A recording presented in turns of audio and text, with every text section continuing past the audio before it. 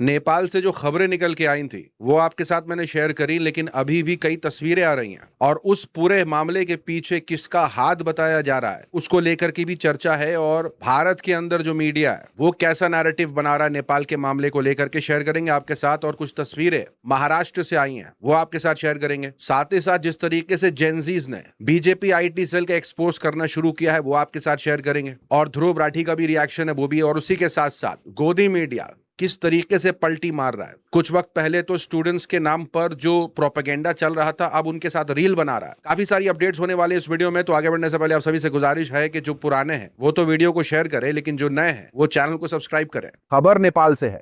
नेपाल से आ रही दंगों की खबरों के बीच एक वीडियो सामने आया है। दावा किया जा रहा है कि नेपाल में हिंदू सम्राट सेना ग्रुप के कुछ लोगों ने एक मस्जिद पर हमला किया, तोड़फोड़ की और मस्जिद की छत पर चढ़कर मीनार पर भगवा झंडा लगा दिया, उसे एक जीत का नाम देकर जय श्री राम के नारे लगाए। आरोप है कि इस ग्रुप ने यह भी मांग की है कि अब मस्जिद के लाउडस्पीकर से हनुमान चालीसा सुनाई जाएगी। सोशल मीडिया पर नेपाल के पत्रकार ने इसके पीछे भारत के आरएसएस का हाथ बताया है। नेपाल के पत्रकार ने दावा किया कि आरएसएस इन्हें फंड करता है और धर्म रक्षा के नाम पर नेपाल के लोगों को भड़का रहा है।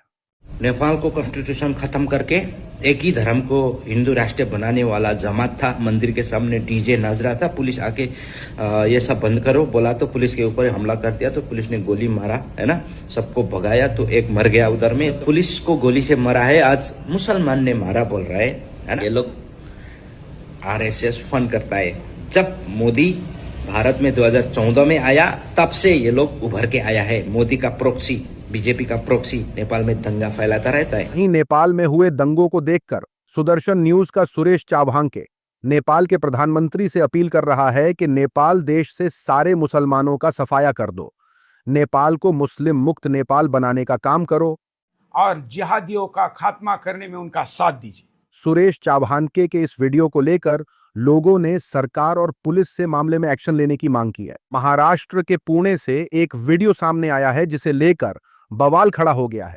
पुणे जिले के झुन्नर तालुका में नाणेघाट घूमने आए एक मुस्लिम परिवार को देखकर कुछ लोगों ने हिंदुत्व से जुड़ा एक गाना एक साथ गाना शुरू कर दिया और ताली बजाने लगे। गाने के लफ्ज महाराणा प्रताप और मुगलों की लड़ाई का जिक्र करते हैं।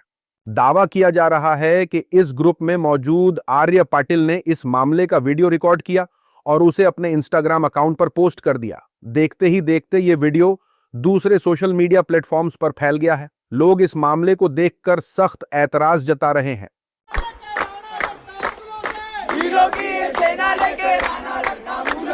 लोगों ने कहा कि इन लड़कों में कोई भी मराठी नहीं है, सभी दूसरे स्टेट्स से आए हुए हैं। मुगलों की 300 साल की हुकूमत में इन्होंने कोई असली लड़ाई नहीं लड़ी, लेकिन यहां घूमने आए एक मुस्लिम परिवार को परेशान करने जरूर पहुंच गए। फिर शिकायत करते हैं कि ठाकरे के लोग ऐसे लोगों के साथ सख्ती से पेश क्यों आते हैं। लोगों ने यह भी दावा किया कि मुसलमानों के खिलाफ नफरत अब कोई किनारे की या छोटी मोटी बात नहीं रह गई है। ये छोटे गांवों से लेकर बड़े शहरों तक और संसद तक दिखाई देती है। ये समाज में भी असर करती है, राजनीति में भी फायदा देती है और चुनावों में भी वोट दिलाती है। यही नफरत आगे चलकर बुलडोजर एक्शन, मॉब लिंचिंग, बेइज्जती और आम मुसलमानों के रोजमर्रा के डर में बदल जाती है। प्रधानमंत्री नरेंद्र मोदी ने हाल ही में सोशल मीडिया पर नया वीडियो डाला, जिसके बाद सिंगर विशाल ददलानी ने पीएम मोदी पर तंज कसा है। प्रधानमंत्री नरेंद्र मोदी ने एक वीडियो जारी किया और कहा कि मैं उन तमाम बच्चों को माफ करता हूं जिन्होंने मुझे गालियां दी थीं। सोशल मीडिया पर लोगों ने प्रधानमंत्री के इस बयान के बाद उन्हीं की पार्टी के आईटी सेल की सच्चाई दिखा दी। लोगों ने कहा कि अगर आप सच में कोई बदलाव लाना चाहते हैं तो सबसे पहले उन लोगों को फॉलो करना बंद कीजिए जो दिन रात लड़कियों को गंदी गंदी गालियां देते हैं। लोगों ने आरोप लगाए कि ये वीडियो पर कुछ और बोल रहे हैं। इन्होंने पुलिस को बच्चों के खिलाफ कुछ और ही हुक्म दे रखे हैं। हिपोक्रेसी ही इनका सबसे बड़ा हथियार है। लोगों ने आरोप लगाया कि इनके अंधभक्त पिछले 12 साल से दिन रात लोगों को मां की गाली दे रहे हैं। देश में मां की गाली देने का कल्चर नरेंद्र मोदी ने बढ़ाया है। प्रधानमंत्री को देश की माताओं से माफी मांगनी चाहिए। लोगों ने यह भी कहा कि अपने पैसों पर लोगों से गुस्सा करवाओ, अपने पैसों पर मीडिया से किसी के पीछे पड़वाओ फिर खुद आकर बड़े और अच्छे इंसान बनने का नाटक करो। विशाल ने वीडियो शेयर किया जिसमें वो कह रहे हैं कि आज मैं लंबी लंबी छोड़ना चाहता हूं, यानी बात करना चाहता हूं। अब क्या है कि टीयर गैस बरसी तो कोई बात नहीं, डंडे पड़े या गोलियां चली तो कोई बात नहीं, लेकिन देश के यूथ अगर गाली दें तो देश के संस्कार कहां जा रहे हैं, इस पर सवाल खड़े हो रहे हैं। हेलो फ्रेंड्स, आज मेरा मन कर रहा है आपसे लंबी लंबी छोड़ूं और नहीं बातें करूं पूरा दिन। ठीक है, तैयार हो ना? मतलब टीयर गैस बरसा तो क्या हुआ, लाठियां पड़ी तो क्या हुआ, गोलियां पड़ी तो क्या हुआ, पैलेट गन चले तो क्या हुआ, लेकिन गाली। विशाल ने फिर आखिर में कहा कि कनेक्शन अगर बनाने हैं तो अच्छे वाले बनाइए, रियल वाले। आप देखिए कि हंसी मजाक में पूरा प्रोटेस्ट किया गया है। हमारे देश के स्टूडेंट्स प्यार से भरे हैं। आप अगर अच्छा काम कर दो, अगर आप एजुकेशन सिस्टम में कुछ अच्छा करते हैं तो ये बच्चे ही आपकी तारीफ करेंगे। ये सब रील बनाना, वीडियो बनाना बंद करो। सोशल मीडिया पर भाजपा और आईटी सेल बुरी तरह निशाने पर आ गया है। लोगों ने कहा कि जिसने गालियों की फैक्ट्री आईटी सेल बनाई, जो गालीबाजों को फॉलो करता है, अब वही बता रहा है कि अच्छे समाज में गालियों की जगह नहीं होती, यानी 100 चूहे खाकर बिल्ली हज को चली है। लोगों ने यह भी कहा कि रुचिका सिंह ने जो कहा वो उन बातों के मुकाबले बहुत कम गलत शब्द है जो टी राजा सिंह अपनी पॉलिटिकल रैलियों में अक्सर कहते हैं। इस मामले को लेकर यूट्यूबर ध्रुव राठी ने भी बयान दिया है। ध्रुव राठी ने मोदी जी की नसीहत को काबिले तारीफ बताया और कहा कि शुक्र है आपको इस उम्र में ही सही, लेकिन याद तो आया कि गाली देना बुरी बात होती है। ध्रुव ने मोदी जी से अपने अंधभक्तों और आईटी सेल को समझाने की भी अपील की है। उन्होंने कहा कि जो आपके भाजपा सपोर्टर्स मुझे आकर गाली देते हैं, देश की बहन बेटियों को गंदी गालियां देते हैं, उन्हें भी समझाओ। ध्रुव राठी ने उन तमाम लोगों से भी गुजारिश की है कि वो भी मोदी जी की तरह वीडियो बनाकर बताएं कि उनके सपोर्टर्स ने उन्हें कितनी गालियां दी हैं। नोएडा की रहने वाली रुचिका सिंह पर 0 एफआईआर दर्ज हुई तो ये बहस छिड़ गई। पीएम के वीडियो के कुछ घंटे बाद ही रुचिका सिंह नाम की लड़की का माफी वाला वीडियो सोशल मीडिया पर रिलीज हुआ। वीडियो में इस लड़की को हाथ जोड़कर माफी मांगते हुए देखा जा सकता है। वीडियो में रुचिका ने कहा है कि मैं जिस दिन प्रोटेस्ट में गई थी तो वहां कई ग्रुप में लोग प्रधानमंत्री जी को गालियां दे रहे थे। उन्होंने मुझे इसके लिए उकसाया और उनके बहकावे में आकर मैंने पीएम के खिलाफ गलत अल्फाज कहे। मैंने जो किया है वो माफी के लायक नहीं है, लेकिन मैं फिर भी देशवासियों से माफी मांगती हूं। मैं अपने कहे पर बहुत शर्मिंदा हूं, जिस वजह से मैं नजरें भी नहीं उठा पा रही हूं। रुचिका ने कहा कि ये मेरी पहली और आखिरी गलती होगी, मुझे प्लीज माफ कर दीजिए। मैं सबसे माफी मांग रही हूँ, मुझे प्लीज माफ कर दीजिए, प्लीज। कॉकरोच जनता पार्टी के सौरव दास और अभिजीत ने इस पर नाराजगी जताई। अभिजीत ने कहा था कि गाली देना कोई क्राइम नहीं है। गाली देना बुरा हो सकता है, लेकिन केस किस बात का बनता है? गाली देने वाले को समझाया जाना चाहिए कि वो ऐसा न करे, लेकिन गाली देना कोई क्राइम नहीं होता। उनका कहना है कि अगर किसी को किसी की भाषा गलत लगती है, अपमान करने वाली लगती है, तो इसके खिलाफ मानहानि का केस करना चाहिए। क्रिमिनल मुकदमा दर्ज नहीं किया जाना चाहिए। इससे बोलने की आजादी पर असर पड़ता है। अगर गाली देने पर केस करना पड़े तो सबसे ज्यादा केसेस जो होंगे वो बीजेपी आईटी सेल पर होंगे, क्योंकि सबसे ज्यादा औरतों को गंदी गंदी गालियां उन्होंने ही दी है, और बीजेपी के नेताओं पर होंगे जिन्होंने इतनी गंदी गालियां इतने सालों से दी और पार्लियामेंट के अंदर भी दी है। सौरव दास ने यूथ से भी अपील की कि प्रोटेस्ट करने के दौरान वो अपने बयानों को लेकर अलर्ट रहे। रुचिका सिंह के खिलाफ क्रिमिनल मशीनरी का इस्तेमाल सही नहीं है। गाली गलौज या गलत भाषा पर क्रिमिनल केस नहीं बनता। लोकसभा के 50% सांसदों पर क्रिमिनल मामले दर्ज हैं। अकेले बीजेपी के करीब 100 सांसदों पर केस है। पुलिस अपनी एनर्जी उन पर लगाए। यूथ के साथ इस तरह का बर्ताव बंद होना चाहिए। रुचिका की माफी वाली वीडियो के बाद सोशल मीडिया पर लोगों ने कहा कि यह माफीनामा भाजपा के लिए आने वाले दिनों में मुश्किल बनने वाला है। याद रखिएगा, बॉलीवुड एक्ट्रेस ऋचा चड्ढा ने कहा कि असल में मजबूत आदमी कभी छोटी लड़कियों से नहीं डरते। लोगों ने यह भी कहा कि जो महात्मा गांधी को गाली देता है उसे भाजपा वाले इनाम देने के लिए बुलाते हैं। इस लड़की ने पीएम मोदी के खिलाफ कुछ कहा तो इस पर क्रिमिनल मुकदमे दर्ज कर दिए गए। क्या यह हिपोक्रेसी नहीं है? भाजपा का आईटी सेल चाहे जितना मर्जी स्टूडेंट्स को डराने की कोशिश कर ले, लेकिन स्टूडेंट्स का जवाब उन्हें नॉन स्टॉप रुला रहा है। मुंबई की कंटेंट क्रिएटर और डांसर उर्वशी प्लांडुरकर इन दिनों सोशल मीडिया पर ट्रेंडिंग में बनी हुई है। स्टूडेंट प्रोटेस्ट के दौरान बनाया गया उनका इंस्टाग्राम रील वायरल होने के बाद बीजेपी ने उसे बाबर की विरासत से जोड़ते हुए पोस्ट किया। इसके बाद उर्वशी ने एक पावर पॉइंट प्रेजेंटेशन के जरिए जवाब दिया।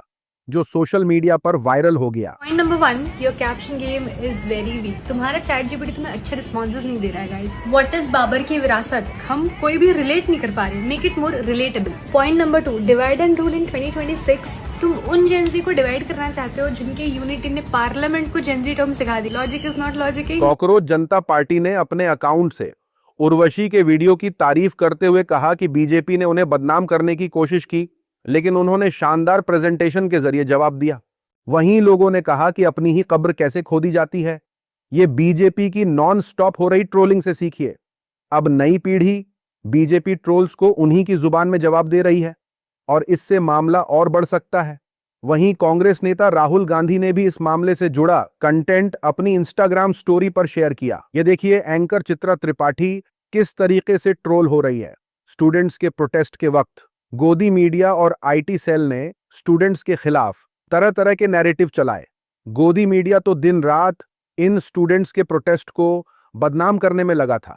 कोई इन्हें पाकिस्तानी बता रहा था तो कोई इन्हें चाइनीज और बांग्लादेशी एजेंट बताकर इनके खिलाफ नफरत की खबरें चला रहा था। वही एंकर आज उन स्टूडेंट्स के साथ कुछ सेकंड्स की रील बनाने के लिए बेताब दिखाई दे रहे हैं। एंकर चित्रा त्रिपाठी ने भी एक वायरल लड़के को स्टूडियो में बुलाया और उसके साथ रील बना दी। ये लड़का प्रोटेस्ट के बाद से लगातार वायरल चल रहा है। लोगों ने ये देखकर एंकर चित्रा त्रिपाठी को ट्रोल कर दिया है। सोशल मीडिया पर लोगों ने कहा कि ये तो बहुत ही मजेदार है। गोदी मीडिया कई हफ्तों तक स्टूडेंट्स के प्रोटेस्ट को विदेशी साजिश बताता रहा और अब चित्रा त्रिपाठी उसी इंस्टाग्राम क्रिएटर के साथ रील बना रही हैं जो स्टूडेंट्स के प्रोटेस्ट की कवरेज करके फेमस हुआ था। लोगों ने कहा कि पहले उन्होंने इस प्रोटेस्ट का मजाक उड़ाया, उसे बदनाम किया और उसकी सच्चाई पर सवाल उठाए। अब उसी की पॉपुलैरिटी का फायदा उठा रहे हैं। इतनी बड़ी हिपोक्रेसी वाली सोच की तो कोई स्क्रिप्ट भी नहीं लिख सकता। भाजपा नेता रविंद्र नेगी, उन्होंने एक वीडियो शेयर किया। इस वीडियो में एक शख्स नफरत से भरा बयान दे रहा है। वीडियो में शख्स राम मंदिर में इफ्तारी करने और मांस खाने जैसी बातें कर रहा है। उसने पीएम मोदी और ओवैसी की तस्वीरें लगाकर भी बहुत सी बातें कही हैं। इसी वीडियो को भाजपा नेता रविंद्र नेगी ने उठाया और अपना बयान भी जोड़ दिया। रविंद्र नेगी ने कहा कि इन जैसी सोच वालों का इलाज पुलिस को तो करना ही चाहिए, साथ में जनता को भी करना चाहिए। जिहादी लोग हैं, ये इनको कोई मतलब नहीं देश से। भाजपा नेता ने जिस लड़के का वीडियो शेयर किया है वो खुद हिंदू लड़का है। उसने मुसलमान होने का नाटक किया और ये नफरती वीडियो बनाया। जुबैर ने इसकी सच्चाई बताई और कहा कि दिल्ली के बीजेपी विधायक रविंद्र नेगी फिर से एक भड़काऊ वीडियो शेयर करके मुस्लिम कम्युनिटी को निशाना बना रहे हैं। इस वीडियो में गणेश नाम का एक लड़का खुद को मुस्लिम बताने का नाटक करता दिखाया गया है। इस दावे को मैंने मार्च में ही गलत साबित कर दिया था। सरकारी फैक्ट चेक टीम, हिम्मत दिखाइए और अपना काम कीजिए। अगर दावा गलत है तो बीजेपी के लोगों की गलत जानकारी पर भी खुलकर एक्शन लीजिए। नरेंद्र मोदी जी, अपनी पार्टी के नेताओं के लिए भी एक वीडियो बना दीजिए, शायद सोशल मीडिया पर थोड़ी नफरत कम हो जाए। लोगों ने रविंद्र नेगी से कहा कि विधायक होकर स्क्रिप्टेड वीडियो बना रहे हो, एक कम्युनिटी को बदनाम करके समाज में दंगे भड़काने की साजिश रच रहे हो। तुम्हारे ऊपर तो मुस्लिम ग्रुप्स को लिखित में शिकायत करनी चाहिए। यह खबर देखिए। अयोध्या राम मंदिर के चंदा चोरी के खिलाफ कुछ नेताओं ने प्रोटेस्ट किया। इनमें सांसद पप्पू यादव, कांग्रेस नेता राहुल गांधी और सपा सांसद अवधेश प्रसाद शामिल थे। उन्होंने चंदा चोरों को ट्रोल करते हुए एक नाटक किया। इसमें पप्पू यादव मंदिर के पुजारी बने थे और डोनेशन बॉक्स अपने कब्जे में कर रहे थे। लोगों ने इसे भाजपा सरकार और आरएसएस से जोड़कर देखा और इस मामले का वीडियो सोशल मीडिया पर फैल गया। गोदी मीडिया और आईटी सेल ने इसे सनातन का अपमान बताया। देखते ही देखते बात अब एफआईआर तक पहुंच गई है। धार्मिक भावनाएं आहत करने के आरोप में वाराणसी में संतों की शिकायत पर इन तीनों दिग्गज नेताओं के खिलाफ पुलिस ने मुकदमा दर्ज कर लिया है।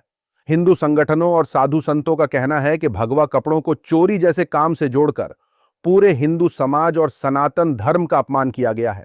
सोशल मीडिया पर लोगों ने कहा कि राम मंदिर में चंदा चोरी भाजपा सरकार में हो रही है। एफआईआर एक्सपोज करने वालों और प्रोटेस्ट करने वालों पर हो रही है। लोगों ने यह भी कहा कि लगे हाथ भाजपा के नितिन नबीन पर भी मुकदमा कर ही दीजिए। उनकी रैली में हनुमान जी के लिबास में कुछ लोगों को नचवा दिया गया था। यूपी सरकार ने कावड़ यात्रा के चलते यूपी के कुछ स्कूलों को बंद करने का ऐलान किया है। कावड़ लेकर जाने वाले लोगों को किसी तरह की कोई परेशानी न हो, इसे देखकर यह फैसला लिया गया है। रिपोर्ट के मुताबिक यूपी के मुजफ्फरनगर में कुछ दिनों के लिए सभी स्कूल और कॉलेज बंद रहेंगे। कावड़ यात्रा के चलते मुजफ्फरनगर के स्कूल और कॉलेजों को छुट्टी दी गई है। बहुत से लोगों ने योगी सरकार के इस फैसले की तारीफ की है तो बहुत से लोगों ने इस पर ऐतराज जताया है। ऐतराज जताने वाले लोगों का कहना है कि स्कूल और कॉलेजों में पढ़ने वाले स्टूडेंट्स और कावड़ लेकर जाने वाले भक्त एक साथ सड़क पर नहीं चल सकते। किसी को तो रास्ता देना ही पड़ेगा, इसलिए सरकार ने पहले ही रास्ता खाली करवा दिया है। सोशल मीडिया पर लोगों ने कहा कि हाईवे बंद किए गए, स्कूल कॉलेज बंद कर दिए गए, मांस मछली की दुकानों को बंद कर दिया गया, रोड्स पर सिर्फ कुछ लोग ही नजर आएंगे। इतना कुछ कावड़ ले जाने वाले लोगों के लिए किया गया है, फिर भी कुछ लोग कहते हैं कि हिंदू खतरे में है। लोगों ने यह भी कहा कि दूसरी जगहों पर आप देखेंगे कि समर वेकेशन होता है, विंटर वेकेशन भी होता है, लेकिन यूपी में स्टूडेंट्स को इसके साथ कावड़ वेकेशन भी दिया जा रहा है। दिल्ली के जंतर मंतर पर स्टूडेंट्स के सपोर्ट में उतरे सोशल एक्टिविस्ट सोनम वांगचुक अब लेह लद्दाख के अपने गांव पहुंच गए हैं। रास्ते में सोनम वांगचुक ने वंदे भारत एक्सप्रेस की सवारी की और उसकी तारीफ कर दी। अपने गांव पहुंचकर उन्होंने एक वीडियो जारी किया। इस दौरान उन्होंने उन लोगों को नसीहत दी जो उनके वंदे भारत एक्सप्रेस की तारीफ पर उन्हें भाजपा का सपोर्टर बता रहे थे। सोनम वांगचुक ने लोगों से खुले दिमाग से सोचने की अपील की और कहा, पक्ष हो या विपक्ष, सबको मिलकर देश बनाना है। गलत को गलत और सही को सही कहना आना चाहिए। वांगचुक के मुताबिक उन्होंने मोदी सरकार की तारीफ कर दी तो कुछ लोग नाराज हो गए। सोशल मीडिया पर लोगों ने सोनम वांगचुक से कहा कि न आपसे कोई नाराज है न खुश, सबको पता है कि आप सरकार के पुराने सपोर्टर हैं। गलती बस हमसे इतनी हुई कि आपकी गिरफ्तारी के वक्त हमने आपको सपोर्ट किया था। अभी के लिए इतना ही। अपनी राय सुझाव कमेंट में जरूर बताएं। मिलूंगा अगले वीडियो में, तब तक के लिए अपना ख्याल रखें।